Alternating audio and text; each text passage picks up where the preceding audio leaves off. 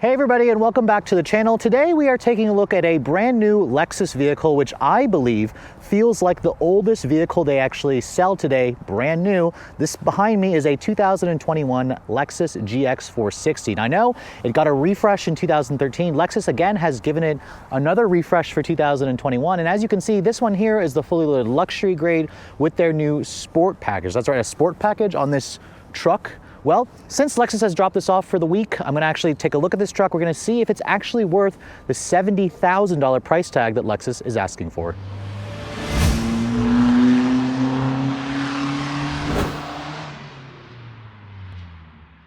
Now, as most of you guys know, the Lexus GX first made its debut in America back in 2003. This is essentially a luxury version of the Toyota Land Cruiser Prado, which it shares a platform with the Toyota 4Runner, which the 4Runner itself is also a pretty old truck. Now, as you can see, looking at this particular one, they did give it some changes for 2021. More specifically, the front fascia got a complete refresh this year.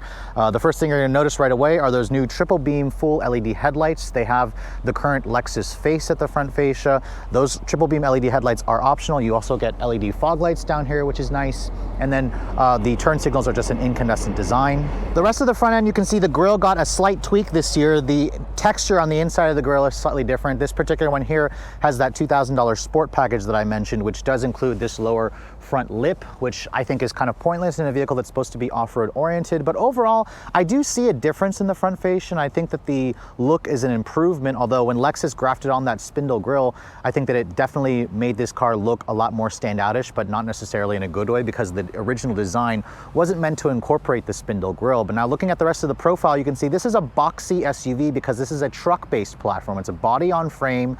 It has a live axle in the back, although this one here, being the luxury model, does have an adjustable air suspension, which when it sits at its normal height, like right now, it offers around 8.1 inches of ground clearance. Now, going with the sport package does give you these 18-inch black graphite multi-spoke wheels. They are designed to be, again, more of an off-road oriented tire or setup, although the tires are kind of like a street truck tire that you get. And at an overall length of around 192 inches long, this is a mid-size luxury SUV that does offer 3 rows of seating. It's actually standard equipment, although don't expect to find, full-size adults sitting in the third row. It is really only meant for children. And then as you can see here around the back, the design hasn't really changed too much. The taillights have kind of like a smoked out dark finish that you get with the sport package. The turn signal, as you can see, is just an incandescent, but you do have LED turn signals or LED brake lights and just a reverse tag light that's just an incandescent design. And one of the key attributes about the GX is the fact that it offers this swing out rear tailgate, although it opens up from the wrong side, although it's from the correct side if you guys are going to be obviously in Japan. And one of the problems with the GX that continues to be a problem is the lack of cargo space back here. You can see with that third row seat up, there is like no room back here. There's 11 cubic feet of space. That's what Lexus claims, although I feel like it's mostly just vertical space, because this to me is pretty useless. Instead, most of you are going to find yourself folding down this third row, which you can do with the touch of a button right here. Although right now you can see it will not fold because I've put the cargo cover in between there because it's supposed to go along the sides. That's another thing. That cargo cover, you need to leave it at home basically if you want to use the third row, because it gets in the way. Now, Lexus says if you fold down all the seats, including the second row, you get around 64 cubic feet of space. That is paltry. For comparison, I just tested the new Genesis GV80, which costs the same as this truck and then offers 85 cubic feet of space and way more interior space versus this old body on frame design. Now, moving inside the 2021 Lexus GX, you're probably wondering what kind of changes has Lexus made this year. Now, the first thing you're gonna notice right away are these seats. I really like these red leather seats. They remind me of the circuit red leather you can get in other Lexus models. But as you can see, the rest of the interior is pretty much unchanged, and that could be a good or a bad thing. This has the oldest infotainment system that you can buy in a Lexus because it doesn't have their newest remote touchpad interface. It's actually a touchscreen, although Lexus is going back to a touchscreen in some of their newest models, although this does not offer Android Auto or Apple CarPlay, which you can now get on a Toyota 4Runner. The door panel, as you can see, has the same of that red leather, the wood trim, the aluminum look for some of the trim. And when I shut the door, it actually has a really solid sounding thunk, so that's a really good impression of quality for me. Here's the key fob for the vehicle. It's the older Lexus key. It does include smart key access system with push button start. The button is over here on the dash. You can see it's got a power tilt telescoping steering wheel, and some of you may really like that noise. That's the classic Toyota Lexus smooth buttery 4.6 liter V8. The steering wheel is also different on this particular one because it's got the sport package. This essentially comes off of the current generation Lexus GS, which is about to be discontinued. Now, look at that old infotainment system. I mean, that's an 8-inch touchscreen that literally dates back to the first generation Lexus GX. I mean, if I push the home screen there, they sort of updated it. A little bit laggy, as you can see. Didn't quite register. They sort of updated it, but I mean, the graphics are just so incredibly old. It's really laggy.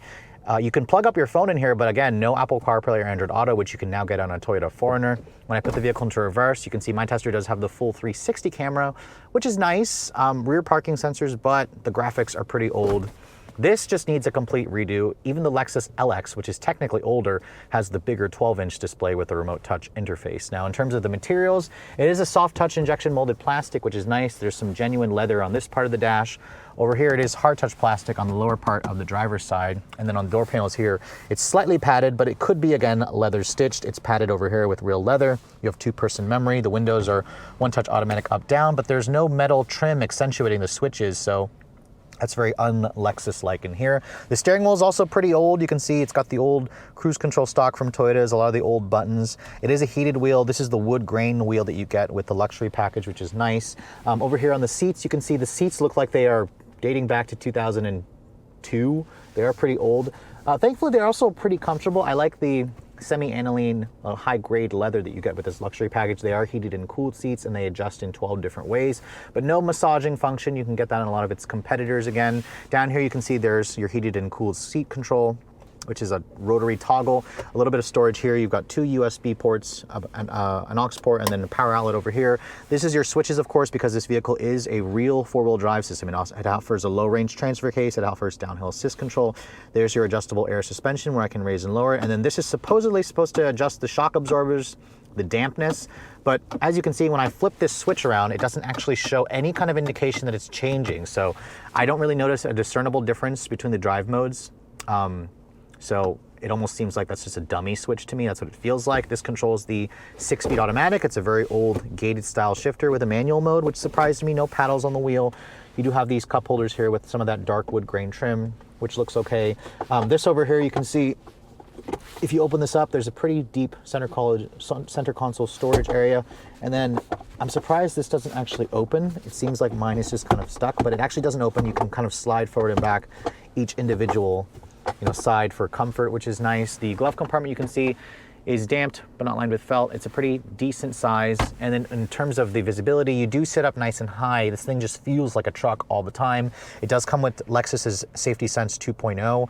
So it has adaptive cruise control, lane departure alert, automatic emergency braking, blind spot monitoring, but the system is noticeably laggy and it doesn't work quite as smoothly as some of the newer Lexus systems. Now, the one bright spot, the Mark Levinson sound system, is a 17-speaker stereo in this car, and it does sound pretty good. I wouldn't say it matches some of the really nice ones from Genesis, like the Lexicon or the Bang & Olufsen and Burmester systems, but it is a nice bright point in this otherwise very, very dated cabin. Now, as you can see, looking at the second row, my particular tester has the captain's chairs, which is definitely a nice addition. It does limit the seating capacity to 6, however, so if you get the bench, you'll be able to seat 7 in this truck. And getting inside here, you can see the door does open nicely, although I'm noticing it doesn't open quite wide enough, so that could be an issue if you guys are trying to get car seats in here or whatnot. But stepping inside, you can see Lexus says there's only 35 inches of legroom in the second row, which is definitely not a lot. Most of the competitors offer about 5 more inches of legroom. When I shut the door has a same kind of solid thunk as the front doors. It is soft touch plastic over here, but no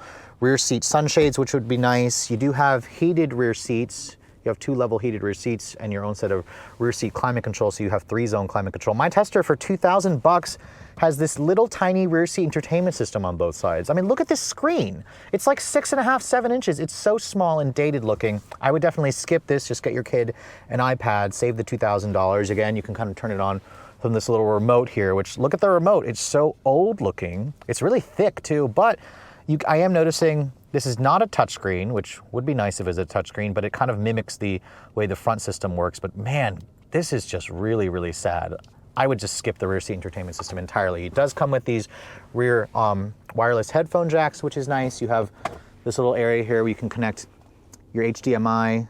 There's a volume thing here, but no, or like there's an HDMI and a video jack there. So it is at least, coming into the 21st century there. You have 2 USB ports down there, which is the quick charging unit, and then you can see there's a nice armrest here that folds down. These seats also slide forward and back if you'd like, and there's a little tray table here that will flip up, or there's a little cup holder right here which will flip up, which I've got the rear seat shade here, the cargo cover kind of blocking the way.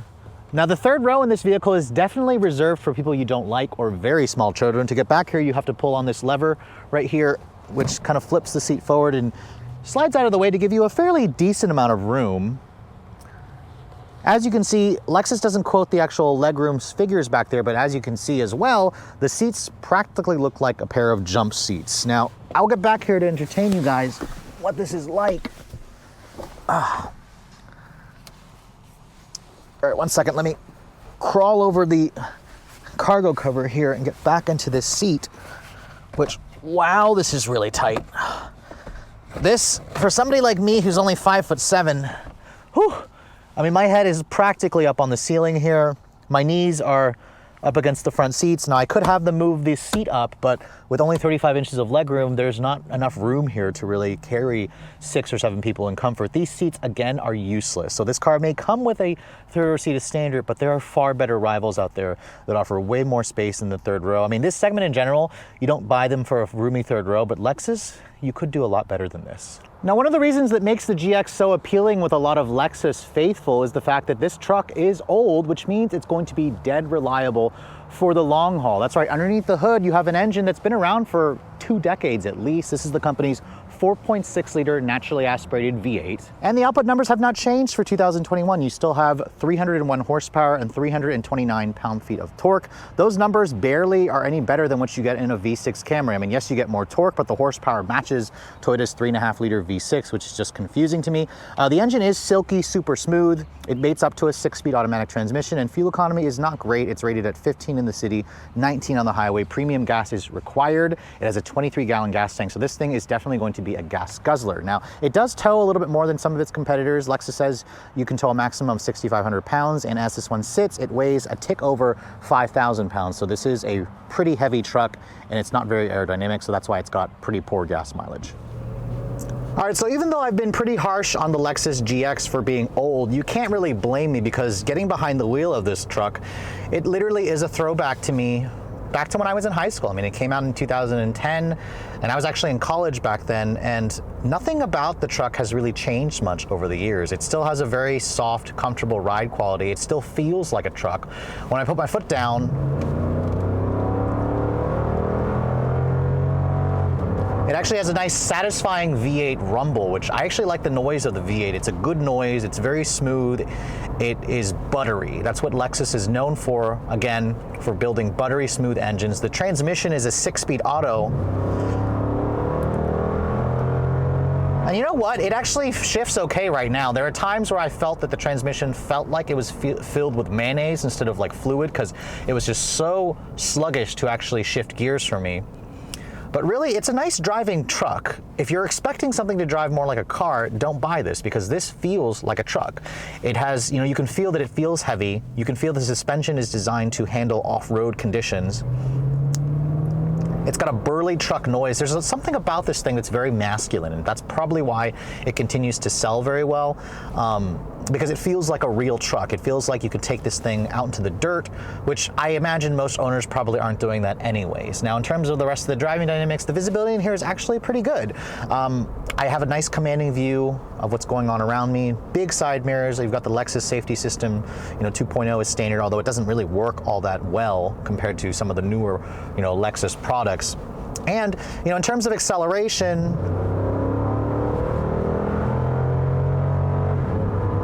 this truck feels like it gets to 60 around the mid 7-second range, which is not quick by modern luxury truck standards, but it should be plenty of power for most people. The fuel economy is where this thing's gonna get you. In my week's worth of testing, I've averaged only 14 mpg. 14 mpg on premium. So this is not a cheap truck to fill up, and you're gonna feel that pain at the pump, especially if you guys live in California, for example, and pay, $4.50 a gallon for premium. This thing is one thirsty beast, and it's going to constantly remind you of that every day.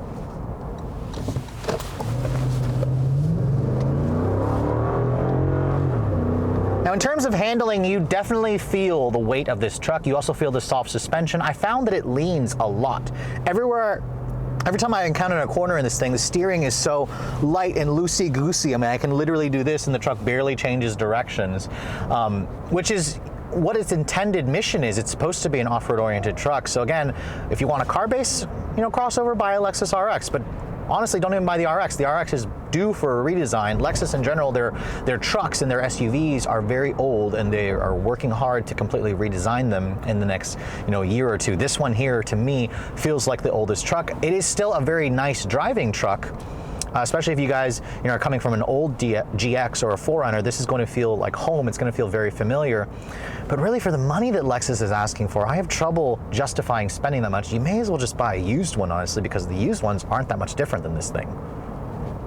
So yes, after spending a week with the 2021 Lexus GX, this truck obviously reminds me all the time that it's old. It is in serious need of a full redesign. And even though Lexus did give this thing a refresh for 2021, to me, it still just feels like a luxury version of the Toyota 4Runner, although the asterisk here is the 4Runner is actually the better buy because you got a much more modern infotainment system in the 4Runner that includes Android Auto and Apple CarPlay. So I'm perplexed as to why Lexus didn't add it to that super old system for 2021. For me, it makes the car something that I would totally pass by, which is a shame because it still drives relatively nice. If you guys like that tank truck-like feel, you're gonna like this thing. If you wanna go off-road, you're gonna like this thing. If you want a smooth, reliable V8 and you don't mind the thirst at the pump, you're gonna like this thing. And really, it's going to last a long time, and that's precisely why Lexus still manages to sell around 25,000 of these every year, which shocks me that a lot of people will spend at least $53,000 for this truck. My tester here, being the luxury trim, starts at $64,000, so 10 grand more, but it does give you things like the upgraded leather on the inside and a couple of niceties with the upgraded stereo as well. Now my tester, of course, with the sport package, with the rear seat entertainment system, stickers for a little over 71 grand, which I would totally not pay 71 grand, because you could buy a used one of these for half the price, albeit it be a couple years old, but this is going to be reliable. So I'd say buy one of these used if you want one. To buy it new just seems crazy to me because there's so many better choices out there for over $70,000. And really, I am looking forward to Lexus finally replacing this old truck. But if you guys want something that's going to be dead reliable, that's going to be built extremely well, feel free to take a look at this one, but you may want to also just look at a used one. But with all that said, I hope you guys have enjoyed my full overview on this 2021 Lexus GX460. If you're also looking to see the latest cars I'm testing, be sure to follow me on Instagram at Redline_reviews, like us on Facebook, and as always, guys, please keep subscribing to the Redline Reviews YouTube channel for all the latest reviews. Thank you so much for watching. I'll catch you all in the next video.